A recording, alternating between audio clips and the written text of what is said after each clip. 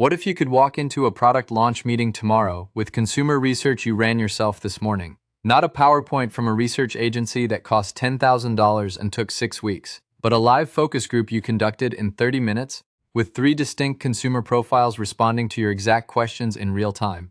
Today I'm showing you the AI Focus Group Studio inside TurboAgents.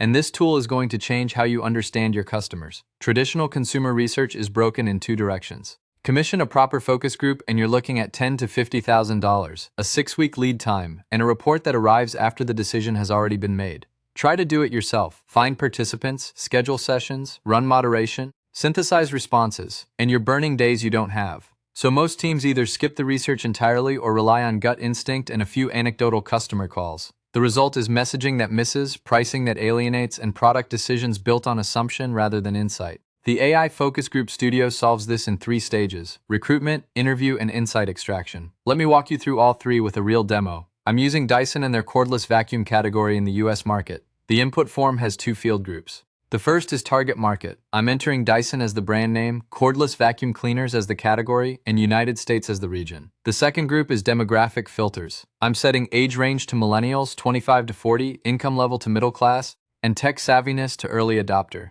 That combination targets the household formation segment that's actively in this purchase decision. People with opinions on the category, not just passive buyers. Then I hit Initialize Audience Recruitment. Watch what the tool does while it works. It tells you exactly, mining regional behavioral data, validating demographic clusters, constructing persona archetypes, rendering high-fidelity profiles. About 45 seconds. Done. Look at this. 3 fully realized consumer personas, each with an AI-generated portrait and a profile card. Sarah Jenkins, tagged as the aesthetic multitasker. Jason Miller, the data-driven analyst. Marcus Thorne, the health and performance maximizer. Each card shows their pain points and desired gains. Not generic descriptors, but behavioral specifics mapped to the Dyson category. Her desired gains are 2-in-1 mopping and vacuuming, and an immaculate-looking home with minimal effort. These are real purchase decision drivers, the kind of detail that only surfaces in a properly moderated consumer session. I can go one-on-one with any single persona, or I can launch a full panel discussion where all 3 respond simultaneously. I'll start with a one-on-one with Sarah,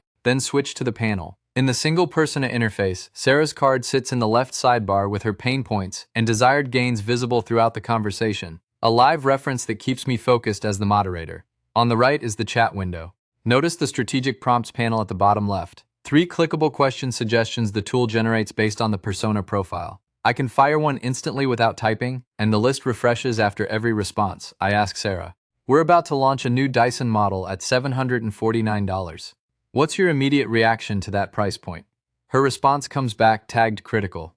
She says that at $749, this vacuum needs to be more than just a status symbol. Her current model's motorbar head is a nightmare on her plush area rugs, constantly stalling and forcing her to restart. She expects hardware that handles varied textures without a meltdown at this price point, and she specifically calls out the docking station. Being forced to drill into condo walls for a wall mount is unacceptable, and a high-design floor stand should be standard, not an afterthought accessory. That sentiment tag, critical, is attached to every single response. It's not decoration. It tells you the emotional register of the answer so you can track how a persona's mood shifts as the conversation develops. Now I switch to panel discussion. All 3 personas are active simultaneously.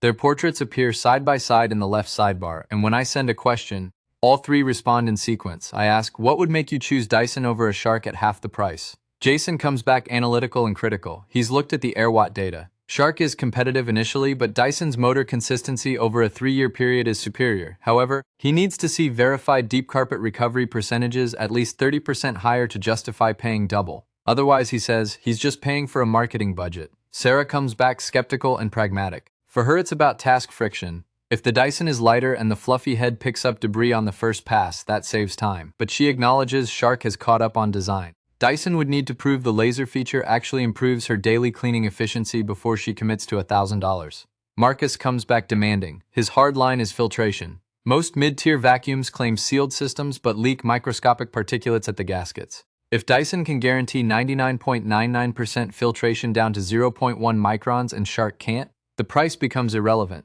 Because in his words, the Shark is essentially a dust recirculation machine. He's paying for air quality, not just floor appearance. Three completely distinct decision frameworks: ROI and longevity data, task efficiency and design, and health-grade filtration, all surfaced in one question. The strategic prompts update automatically after each round, suggesting follow-up angles like asking Jason specifically what the subscription would need to include to make the math work, or asking Marcus whether a published filtration certification would shift his consideration. I then push the subscription question. If Dyson offered a subscription model, $30 a month, latest model every 2 years, would that change how you think about buying?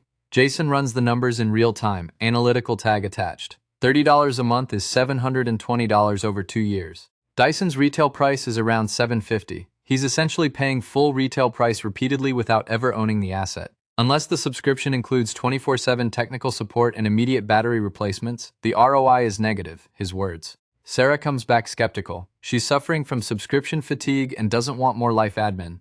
Marcus is critical on environmental grounds. Discarding a functional machine every 2 years is ethically questionable, but he acknowledges a service tier with automatic HEPA filter replacements and pressure-tested seals every 6 months might solve the actual degradation problem he cares about. Now I hit Extract Key Insights. The tool reads the entire transcript and generates a strategic intelligence briefing. Look at what comes out: 3 psychological barriers precisely named. First, what the briefing calls the marketing tax. Consumers are highly aware that mid-tier competitors have closed the design gap, and there is a strong fear of paying double simply for Dyson's brand premium rather than tangible performance. Second, loss of ownership equity. Analytically minded buyers view a high-end vacuum as a 5-year asset, and the subscription model is seen as a hardware lease that strips that equity at full retail cost. Third, subscription fatigue and life admin. The physical friction of boxing and returning an appliance every 24 months is not a perk, it's a burden. Then 3 core value propositions Dyson actually owns: health and invisible efficacy through verified air quality data, long-term metric superiority with documented motor consistency, and frictionless efficiency through lightweight design and single-pass cleaning. And finally, 3 strategic recommendations. Abandon flashy feature marketing and deploy data-backed comparison campaigns on filtration and 3-year motor longevity. Pivot the subscription from a hardware lease to a maintenance and longevity model. Something in the $10 to $15 range that delivers automatic HEPA filter shipments every 6 months, a free battery replacement at year 2, and priority technical support. And reframe the price anchor entirely. Position Dyson not as a floor cleaning tool but as a home health and air purification system, anchored against the long-term cost of poor indoor air quality. One click on Download Insight. The full strategic intelligence briefing exports as a formatted Word document. One more click on Export Transcript. The entire conversation exports as a clean Word doc with every message, every sentiment tag, and every question logged. Both are client-ready and boardroom-ready the moment they land in your downloads folder. Traditional focus group research. $10,000 to $50,000, 6 weeks, delivered after the decision window has closed. AI Focus Group Studio and TurboAgents. Under 30 minutes, at a fraction of the cost, with a structured strategic briefing ready to share. Think about what that unlocks. You can pressure test a pricing decision before the launch meeting. You can surface the one objection your whole campaign is ignoring before you spend the media budget. You can run a fresh panel against any new question on any day without a research vendor on speed dial. The AI Focus Group Studio is live now inside TurboAgents. Think about the decision sitting on your desk right now: a product launch, a pricing change, a new campaign brief. In 30 minutes, you could have 3 fully realized consumer personas interrogating it in real time, with a strategic briefing ready to present. Try it today, link in the description. And if this walkthrough was useful, subscribe.